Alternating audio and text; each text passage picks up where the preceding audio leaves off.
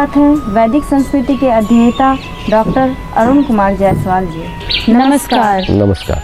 श्रीमद् भगवत गीता के 5वें अध्याय का 25वां श्लोक। लभन्ते ब्रह्म निर्वाण मृषयः क्षीण कल्मषाः छिन्नद्वैधायतात्मानः सर्वभूत हिते रताः। जिनके सब पाप नष्ट हो गए हैं, जिनके सब संशय ज्ञान के द्वारा निवृत्त हो गए हैं, जो संपूर्ण प्राणियों के हित में रत हैं और जिनका जीता हुआ मन निश्चल भाव से परमात्मा में स्थित है, वे ब्रह्मवेत्ता पुरुष शांत ब्रह्म को प्राप्त होते हैं। विद्या माया और अविद्या माया से भगवान का क्या तात्पर्य है? हम ये जानना चाहते हैं कि मन खंड खंड कब होता है। महत्वपूर्ण बात है पाप होना, कर्म का न होना, कर्म का जाल होना, संस्कार बनना, संस्कार को भोगा। ये सब क्यों होता है? क्योंकि मन जब परमात्मा से विचलित होता है तब सारी घटनाएं घटने लगती हैं। यदि मन में केवल और केवल परमात्मा की धारणा रहे तो ऐसा नहीं होगा। भीष्म की गलती जो थी अम्बा के साथ, दरअसल भीष्म में कोई गलती नहीं थी। उस जमाने के अनुसार काशी की कन्याएं हस्तिनापुर ही आती थी। काशी नरेश की सभा में हस्तिनापुर नरेश के भाई प्रतिनिधि बनकर गए थे। सभा में भीष्म ने ललकार कर कन्याओं का हरण किया। हरण उन दिनों की प्रथा थी और भीष्म ने शादी अपने भाइयों से करानी चाहिए थी। लेकिन अम्बा ने जब कहा कि वह शल्य नरेश से प्रेम करती है तो भीष्म ने आदर सत्कार के साथ उसे शल्य के पास भिजवा दिया। तो भीष्म ने कोई गलती नहीं की थी। अम्बा की जिद और अम्बा का हट कि वह भीष्म से ही शादी करेगी, क्योंकि शल्य नरेश ने उसे यह कहते हुए ठुकरा दिया था कि वह जीती हुई चीज़ ग्रहण नहीं करेंगे।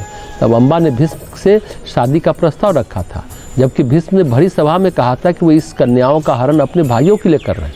भीष्म ने घोषित कर दिया था कि वो ऐसा क्यों कर रहे हैं। बस भीष्म की गलती ये रही कि भीष्म के मन में कहीं ये दुर्बल भाव आ गया, अम्बा के साथ अकल्याण हुआ है और कारण हम बने। बस ये भाव आना ही भीष्म के अंदर संस्कारों को जन्म दे गया। वहीं पर शिखंडी के द्वारा भीष्म का वध हुआ। सबसे महत्वपूर्ण बात है, जैसा कि स्वामी रामकृष्ण परमहंस कहते हैं, विद्या माया और अविद्या माया। अविद्या माया में काम, क्रोध, लोभ, मोह, अहंकार आदि चीज़ें आती हैं। विद्या माया में सेवा भाव, माता पिता के प्रति कर्तव्य भाव, भाई के प्रति कर्तव्य भाव, राष्ट्र के प्रति कर्तव्य भाव, लोगों की सेवा, ये सब भाव यानी सेवा, दया, करुणा जो गुण है ना, ध्यान रखें, जो मानवीय गुण है वे विद्या माया है और जो मानवीय अवगुण है वे अविद्या माया है।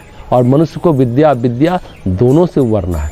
तो उसके मन में संसार की धारणा ही ना हो, वह अनुभव ही ना करे किसी का रिश्ता, किसी का नाता, किसी की कोई बात, कोई भाव। और यदि मन में द्वंद्व आ गया, यदि मन में संशय आ गया, यदि मन में दुर्बल भाव आ गया, तो ये समझ लीजिए कि मन टुकड़ा टुकड़ा हो गया और संसार में बंध गया। तो भगवान कहते हैं कि जो परमात्मा के अलावा कुछ नहीं सोचता, जो घटित होता है उसे घटित होने देते हैं और उसका एक रिश्ता, एक नाता, एक भाव, एक विचार, केवल और केवल परमात्मा का भाव। परमात्मा के अलावा अन्य किसी की सत्ता नहीं देखते, अन्य कोई सत्ता नहीं देखते। ऐसा जिनका भाव है वैसे पुरुष ही समस्त पापों से क्षीण होकर पर ब्रह्म परमात्मा को प्राप्त करते हैं। उनके लिए हिंदुस्तान, पाकिस्तान, ईसाई, मुस्लिम, हिंदू, सिख, भाई, बाप, अड़ोसी पड़ोसी कुछ नहीं है। सब कुछ नारायण है। उनकी नारायण का स्वरूप मानकर सेवा करते हैं, मनुष्य के रूप में नहीं। ऐसा व्यक्ति जिसका चित्त परमात्मा में लीन और व्याप्त है, उसके सभी संशय क्षीण हो जाते हैं। उसका मन निग्रहित और एकाग्र हो जाता है। वह समस्त प्राणियों की सेवा इसलिए नहीं करता कि वह प्राणियों की सेवा करना चाहता है, अपितु इसलिए करता है वो समस्त प्राणियों में परमात्मा को देखता है और परमात्मा की ही सेवा करता है। ऐसा व्यक्ति जिसमें परमात्मा की धारणा संपूर्ण हो गई है, वह क्षीण कल्मष स्वतः ही हो जाता है।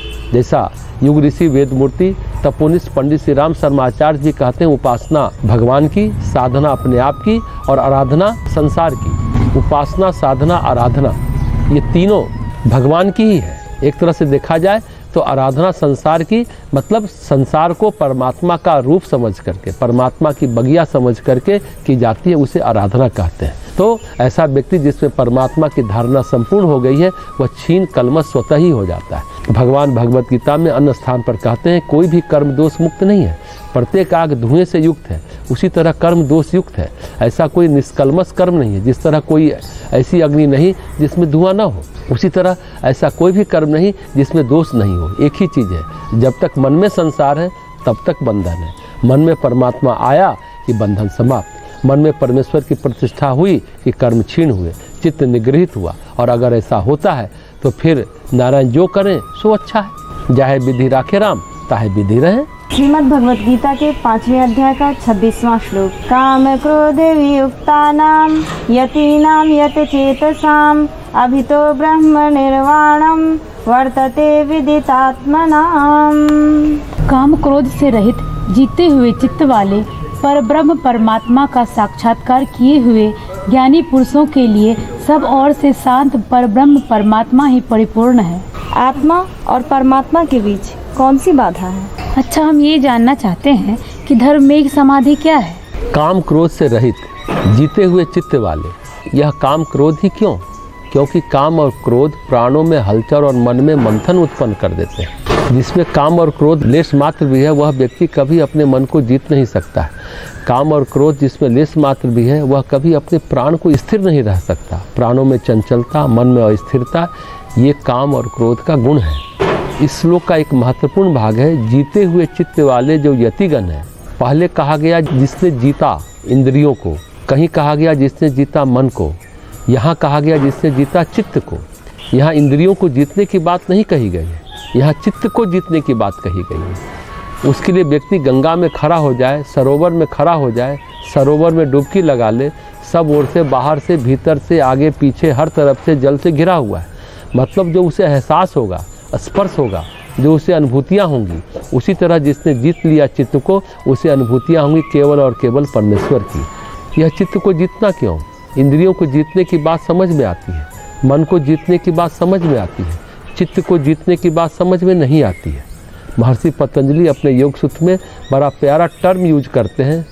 वो सूत्र कहते हैं, प्रज्ञा के कई भेद बताते हुए, प्रज्ञा रितम भरा प्रज्ञा विवेक ख्याति, प्रज्ञा का अंतिम स्वरूप बताते हैं चित्त विमुक्ता प्रज्ञा। ये प्रज्ञा बहुत दुर्लभ है। उस प्रज्ञा को पा करके व्यक्ति चित्त से ही विमुक्त हो जाता है। जब व्यक्ति का कर्म, कर्माशय, संस्कार, कर्म बीज के साथ संचित कर्म भी शेष हो जाता है, जब चित्त खाली हो जाता है। जैसे खाली लोटा, खाली बोतल, खाली डिब्बा, बर्तन ही खाली हो गया, फिर बर्तन का कोई औचित्य ही नहीं रहा। अब बर्तन को उठाकर फेंक दो तो चित्त संपूर्णतया रिक्त हो जाता है। तो वो अवस्था आती है तो चित्त में प्रतिबिंबित होता है परमेश्वर, चित्त विलीन होता है आत्मा में, परमात्मा में। ऐसी अवस्था जो होती है उसी अवस्था में काम क्रोध से विमुक्त यानी मुक्त हुआ जा सकता है। काम क्रोध तब उभरेंगे जब प्राण की गति ऊर्ध नहीं होगी। काम क्रोध तब उभरेंगे जब कोई ना कोई संस्कार उसको किसी से जोड़े रहेगा।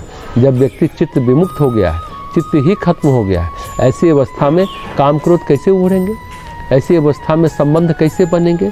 ऐसी अवस्था में केवल लोहा शुद्ध हो, लोहे में जंग नहीं लगी हो तो चुंबक उसे अपने आप खींच लेगा अपनी ओर, अपने आप लोहा भी खींच जाएगा चुंबक की ओर। चुंबक और लोहे के बीच में जो जंग है ना, वही बाधा है। उसी तरह से आत्मा और परमात्मा के बीच में चित्त बाधा है। जब चित्त रूपी जंग छूट जाती है, जब चित्त नहीं रहता, तब कोई बाधा नहीं होती। आत्मा और परमात्मा स्वाभाविक रूप से एक दूसरे के अंश हैं, उसमें कहीं कोई भेदभाव रहता ही नहीं है। यहाँ बहुत बड़ी बात कह दी भगवान ने, जीते हुए चित्त वाले। अभी तक वे कहते रहे जीते हुए इंद्रिय वाले, जीते हुए मन वाले, अब कहते हैं नहीं, जीते हुए चित्त वाले। यानी कि ऐसा महान पुरुष, ऐसा महान योगी, ये सामान्य अवस्था वैसे नहीं है। यह अवस्था मनुष्य को समाधि के कई चरणों में प्राप्त होती है। पतंजलि योग सूत्र में बताया गया, उसमें धर्म मेघ समाधि की बात कही गई। साधक के लिए इधर और उधर एक छलांग में पार। धर्मेक समाधि वो शिखर है जैसे श्री हरिकोटा जो स्पेस स्टेशन है, वहाँ से सैटेलाइट लॉन्च करते हैं, सैटेलाइट छोड़ते हैं अंतरिक्ष में, तो योगी के जीवन का वह श्री हरिकोटा ही है। वहाँ से जो गया सो गया, फिर धरती पर लौट कर नहीं आता। सैटेलाइट गुरुत्वाकर्षण से पार होकर के दोबारा धरती पर नहीं लौटता है। उसी तरह से धर्मेक समाधि साधना का वो शिखर है जहाँ से फिर मनुष्य 84 लाख योनियों के चक्रव्यूह में नहीं फंसता है। जिसने चित्त को जीत लिया है, अब न चित्त में रहे संस्कार, न रहे कर्म बीज, न रहे संचित कर्म, उसको काम और क्रोध क्यों सताएंगे? ये बहुत महत्वपूर्ण बात है, समझने की बात है, कर्मिक विकास की बात है। उस आवागमन से मुक्त हो जाता है, गुरुत्वाकर्षण के क्षेत्र से बाहर चला जाता है, फिर लौटना नहीं पड़ता।